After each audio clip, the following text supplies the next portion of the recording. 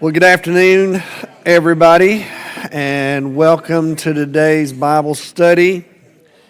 Hope y'all are doing well. We're glad you're here. If you're joining us online, we want to welcome you also. We're glad you're part of our time today. So today we are going to look at Matthew 8. So if you have your copy of the New Testament, that's what we'll do. And I have put an outline together that I believe is going to help us finish. We're going to do Matthew this entire year. I think I've told y'all that. So I think what I put together will help us to make our way through Matthew by Advent. So that's our goal. It's a worthy goal because this is a huge book. So obviously these 5 sermons of Jesus serve as the framework of Matthew's gospel. And that connects Matthew's gospel to the first 5 books of the Old Testament. That's one of the reasons we know Matthew's gospel is thorough. It is a thoroughly Jewish document. He is using a lot of imagery for us. So you come to Matthew 8, and we now begin to get a more detailed take on what Jesus actually did. So I put that in your outline under word and deed. Another way we could have put that is the prophetic and priestly ministries of Jesus. He shares his messianic message in Matthew 5 through 7. Obviously, he's going to do that in these other sermons as well. But beginning in Matthew 8, his messianic mission is on display through the miracles he's going to perform and the description of life among his disciples, a challenging message from Jesus. So with that said, just a brief word about the miracles of Jesus. You know, the miracles of Jesus have puzzled scholars for centuries. How did he do these things? Why did he do them? Some of y'all may be familiar with, Thomas Jefferson didn't believe in miracles. So Thomas Jefferson actually published his own version of the New Testament, and he pulled all the miracles out because he just couldn't get his mind. He was a very, if y'all know anything about Jefferson, he was an incredibly rational thinker, heavily steeped in philosophy, and he just had a hard time reconciling how Jesus could engage in these miraculous acts. So he just pulled them out of the New Testament. Lots of scholars have struggled with them, but what I would say is, what's really happening, in the way I look at the miracles of Jesus, is that he's intervening into the brokenness of this world. And so he's pushing back the forces of nature and evil, excuse me, as I say in this outline, through the display of power. And his miracles are categorized usually in these 4 different categories. They're healings, exorcisms, raising the dead, and power over nature. And to me, they give evidence of the fact that Jesus is establishing the kingdom of God, or the kingdom of heaven, as Matthew would call it, on earth. Now, lots of things to consider when you talk about the miracles of Jesus. Why did he do the ones he did and not do other ones? Did Jesus heal everybody that he came in contact with? Well, the answer to that is no. And so we have to just trust his will, his intentionality, why he chose to do what he did.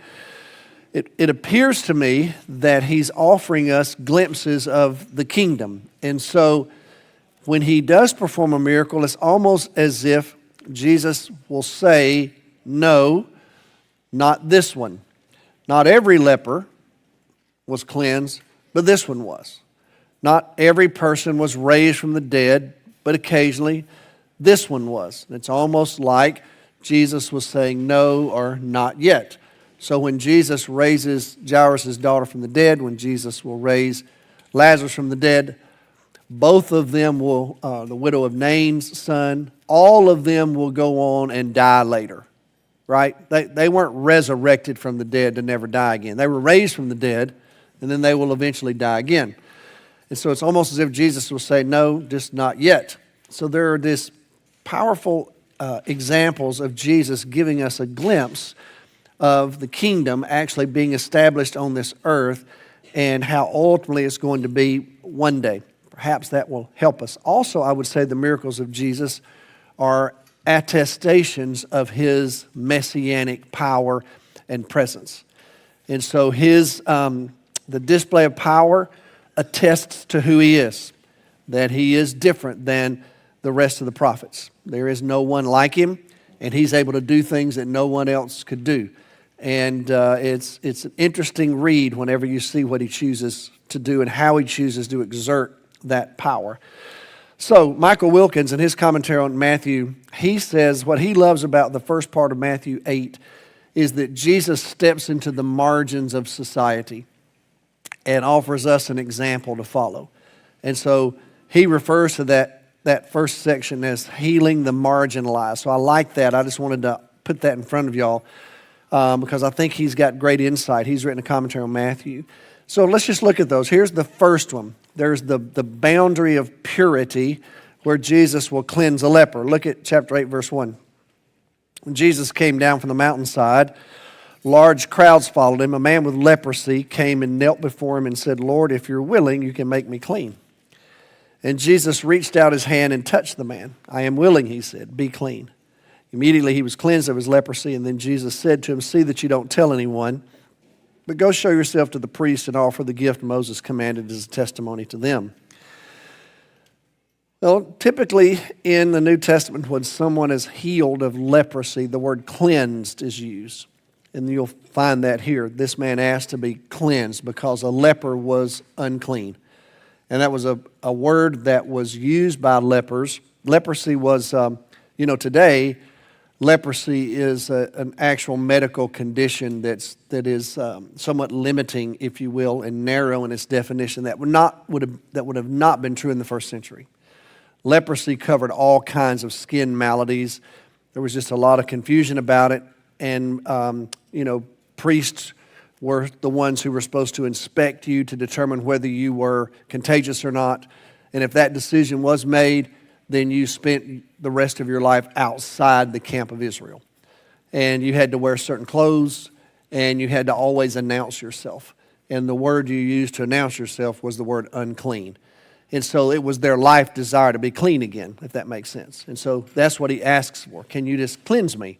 And so Jesus is someone who understands the laws of purity. If you'll notice, he tells the guy, go and show yourself to the priest. In other words, go ahead and do what the law commands someone to do if they're purified.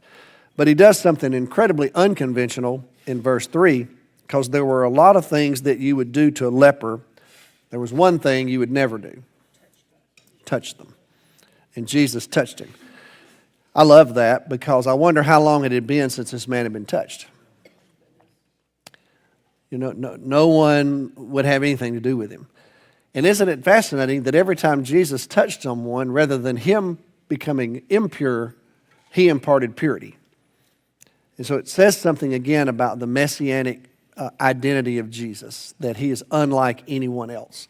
And so he cleanses this man, but then he tells the man, I want you to go ahead and abide by what Moses said to do, so go do it. But then you have that interesting little phrase that we find several times in the Gospels, find it in Matthew and Mark and others: don't tell anybody who I am. And we think, as best we can tell, the reason for that is Jesus realized that there's such an attraction to miracles.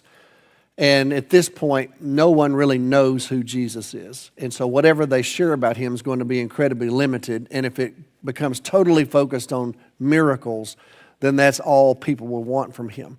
And he's just not ready for that to happen. And so he just says, don't spread this, but at least go and let the priest know. Then you have a really fascinating story starting in verse 5, where Michael Wilkins says, here's where these ethnic boundaries are addressed. We have evidence in Capernaum. If you look at verse 5, it says Jesus entered Capernaum. We think Jesus moved to Capernaum as an adult, lived there, and that's where Peter and Andrew were living. I've been to Capernaum, and you can actually go visit what we believe is Simon Peter's home. There's a church that was established there during the 4th century. And what's fascinating is there's a synagogue there that was built in the 4th century, and they have actually done some research on it and scraped it back to the 1st century. And so you can actually go stand on the steps of the synagogue there in Capernaum where Jesus used to teach. It's really very sobering kind of reality.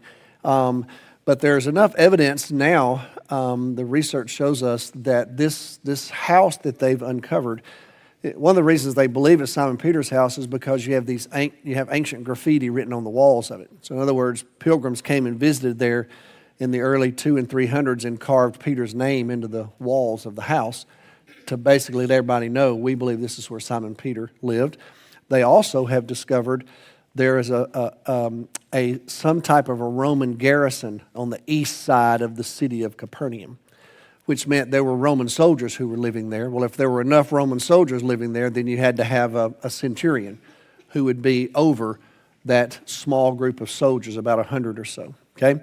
So you've got a synagogue in Capernaum, you got Simon Peter's house in Capernaum, and you've got a Roman garrison in Capernaum, okay? So when you get to verse 5, Jesus enters Capernaum, and the centurion, the guy that's in charge of this small group of Roman soldiers, came to Jesus asking for help. Lord, he said, my servant lies at home paralyzed, suffering terribly.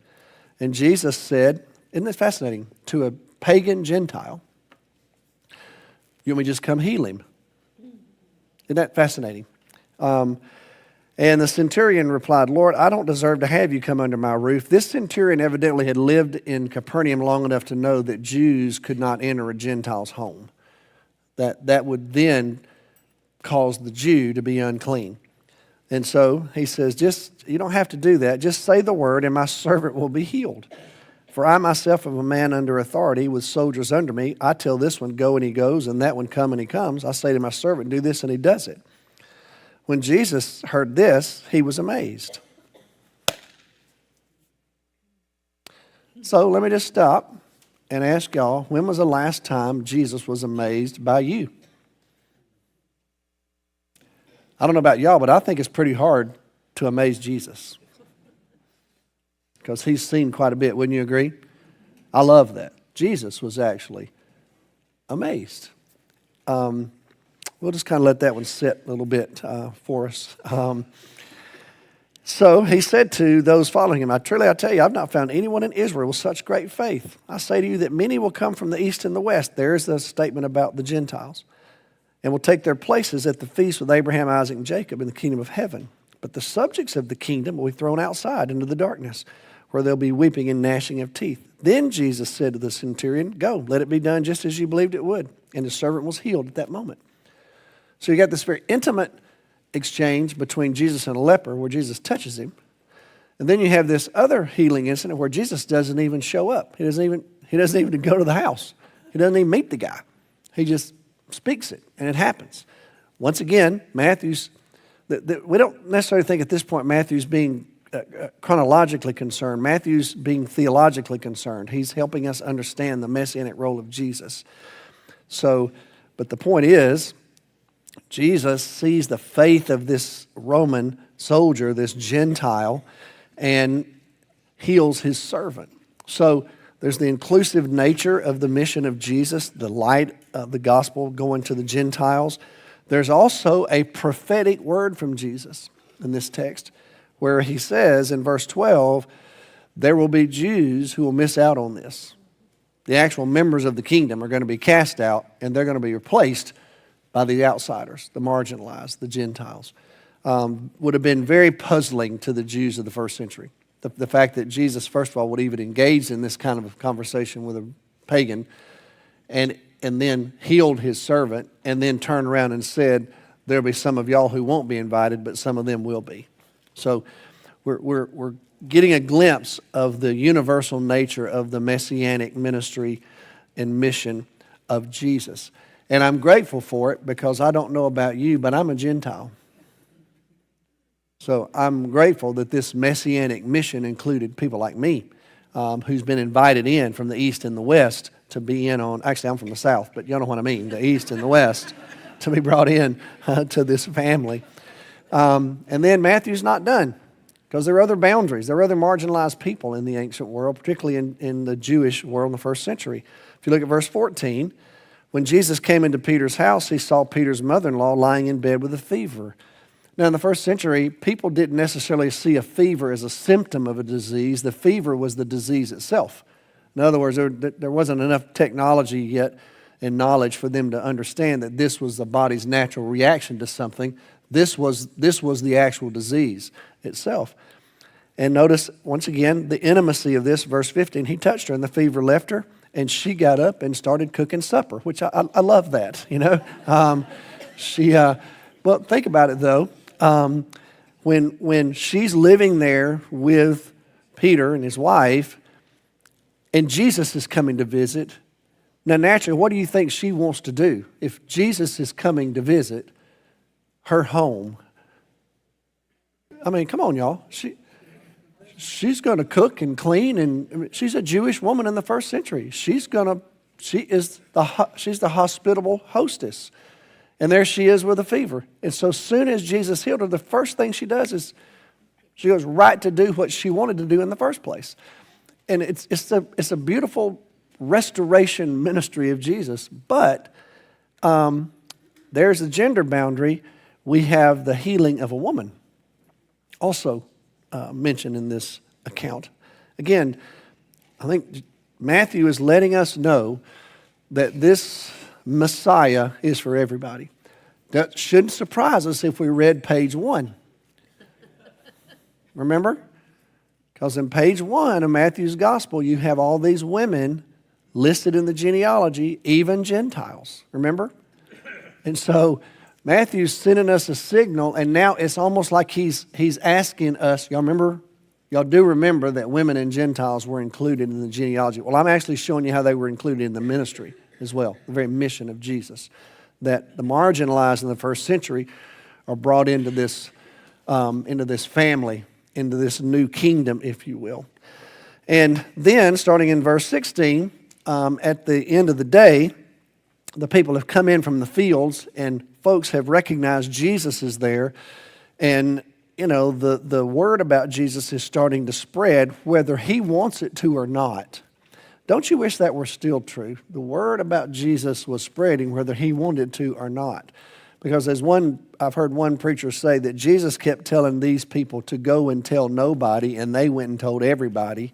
And he tells us to go and tell everybody, and we tell nobody. So it's amazing what happened during Jesus' lifetime. So people just started bringing folks to him, whether they were demon-possessed, they were sick, or whatever it was, because they felt like something could happen if they showed up with the people they loved who were infirmed. And so notice what Matthew says. Matthew says this whole ministry is connected to what God said was going to happen.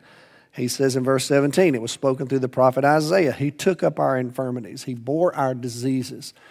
So Matthew is speaking theologically and connecting Jesus to the entire understanding of salvation history. We talked about that Sunday morning. The Palm Sunday is a moment in salvation history. So Jesus is, his mission is the establishment of the kingdom of heaven on this earth. And it's on full display. Now, he's going to do more than that. He's actually going to challenge those who came to him to help them better understand what it actually means to be a disciple. So if you look at verse 18, Matthew says, well, when Jesus saw the crowd, he gave orders to cross over the other side of the lake. And a teacher of the law came to him and said, I will follow you wherever you go. And then Jesus said, do you really mean that? Because, look at verse 20, foxes have dens, birds have nests, but the Son of Man has no place to lay his head. Now the reason Jesus said that, I believe, directly to this guy is there were people in those days who would go attach themselves to a rabbi. And typically the rabbi had some kind of location where he worked, and he had a school, if you will, that gathered around him, and there was provision for him. And so presumably you would think, well, okay, well then Jesus he must have a school. This is a place where I can go and live and be housed, and I can attend seminary, basically, with him. And Jesus said, well, let me just tell you something before you join my group. I have no place to live. I have no school. I have no established. Matter of fact, I don't have a place to lay my own head. So if you're going to follow me, you need to give some real thought to it, because it may not be exactly what you think it's going to be. It's going to be something that's going to require complete surrender. So it was a pretty challenging word to a potential seminary student. Does that make sense? This guy seems to be genuine, but he's got in his mind what it's supposed to look like. And Jesus says, before you join, let me help you understand how it really is. Then another disciple, verse 21, said, Lord, let me go bury my father. Now that sounds like an innocent request. And Jesus said, follow me and let the dead bury their own dead. What a compassionate, sweet word from Jesus.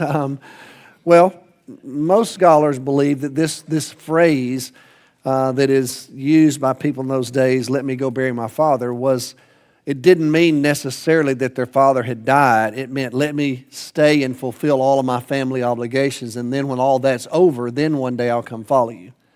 Does that make sense? And Jesus said, if you want to follow me, I'm on earth right now. So in the first century, if you wanted to follow Jesus, that meant you went and followed him, right? So he said, if you want to be in on this right now, you're not going to be able to wait and fulfill all those kind of obligations. You're just going to go ahead and come on right now. And let the dead bury the dead. Let that happen as it needs to happen. So it wasn't necessarily a dispassionate, uncompassionate word from Jesus. I think it was more of a message about commitment and surrender. Are you really going to do this or not? If you're going to do it, go ahead and do it. And he had examples right there he could have pointed to Peter and Andrew and James and John, because you remember they're going to say to Jesus, we left everything to follow you. And Jesus is going to tell them, I know that. And if you chose to do this, you're going to be rewarded for it. But the point is, he's calling for complete commitment. And whether you're ready to do that or not would dictate on the decision you would make. Now, remember who's writing this. Okay? Matthew. And you remember what happened to Matthew. Jesus, presumably, Matthew saw Jesus, was familiar with his ministry, had a little bit of connection with Jesus, and then finally one day Jesus stopped at his business and said, why don't you leave all that and come follow me? Remember what Matthew did? Okay, I'll do it. So Matthew's writing this, so there's a little bit of testimony, I'm sure, coming out here because he did that. Rather than saying to Jesus, well, actually what I've got to do is maintain all my family obligations. No, Matthew said, okay. And he left everything and followed Jesus. So Matthew, I believe there's a sense of his connection to people like this because he knew what that meant. Then you have two very famous stories to fill out the rest of chapter 8. Verse 23. So Jesus got into the boat and his disciples followed him.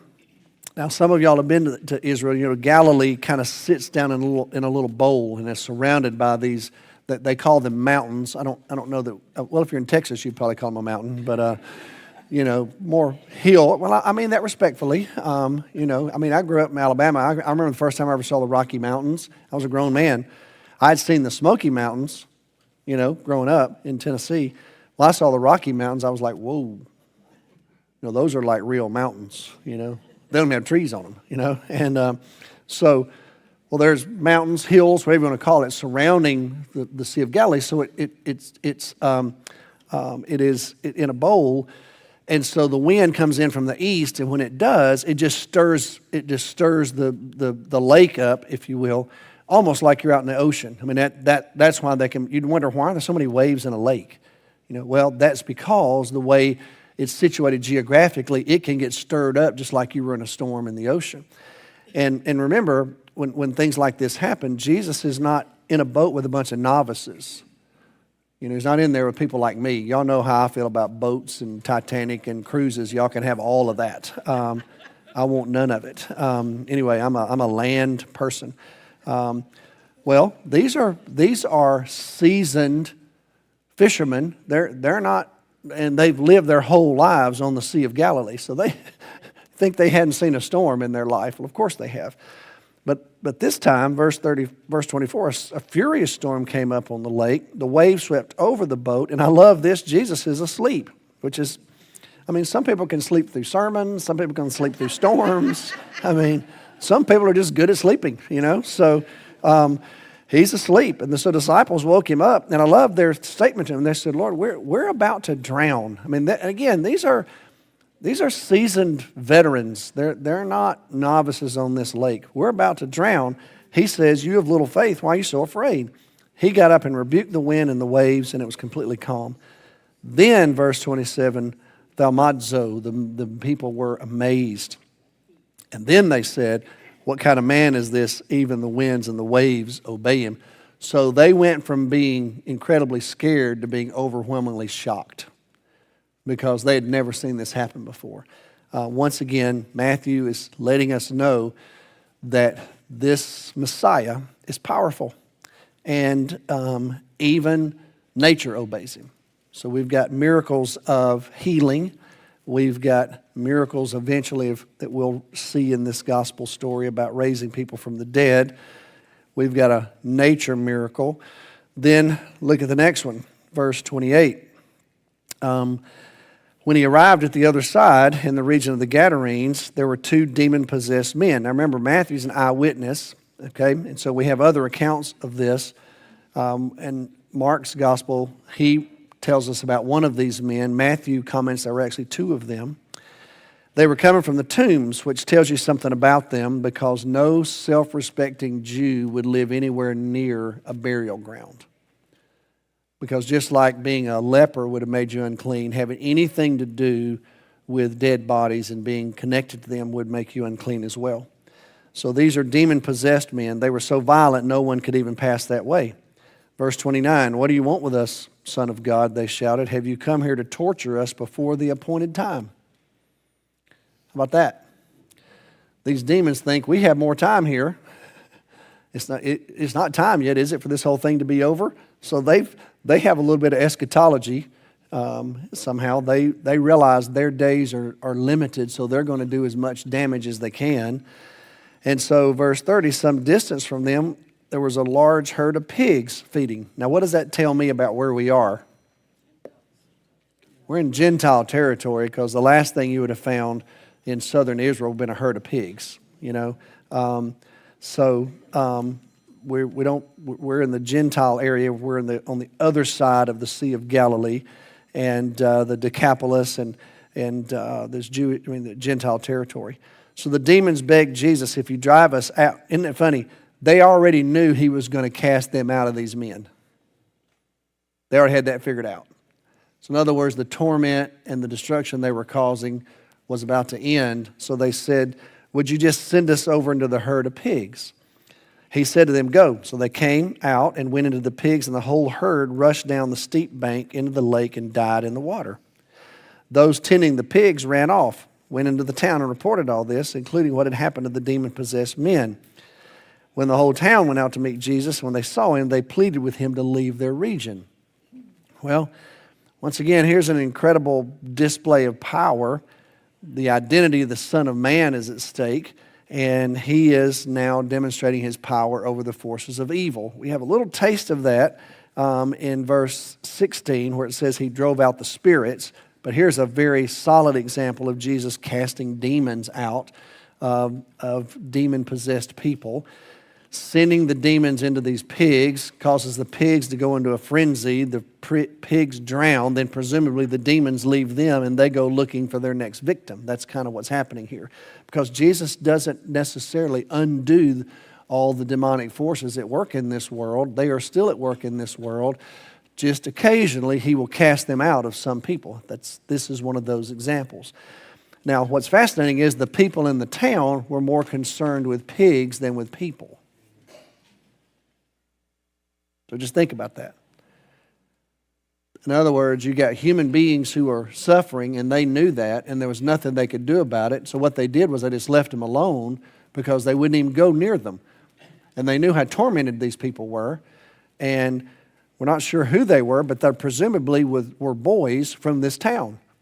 And so I'm just assuming their parents probably still lived in this town, and nobody knew what to do with these boys, and they were so tormented, and everybody knew who they were. And Jesus heals them, and now they're upset about the pigs, which is fascinating to me. We could have a long discussion about that, but I would tell you that it may not be polite to say it, but I would say we still have some of that around today. People are more concerned about fill in the blank than they are people. Whereas the gospel is about people. The gospel is about transforming people's lives, about bringing healing and restoration. So everywhere Jesus goes, people get better. Everywhere he goes, he has a healing touch. He has a restorative power. He has prophetic pronouncements, and you can either choose to receive those prophetic pronouncements and you will be transformed and get better, or you can reject them and you will experience the reality of rejecting what Jesus has offered you. That's what he says in his prophetic ministry when he says there are people in our own family who are going to be cast out of the kingdom. Others are going to be brought in that may surprise you. Jesus is going to perform miracles that are going to, once again, demonstrate his identity and the nature of his messianic mission. He's going to always stretch people to think beyond what they're comfortable thinking. That's just the way Jesus worked.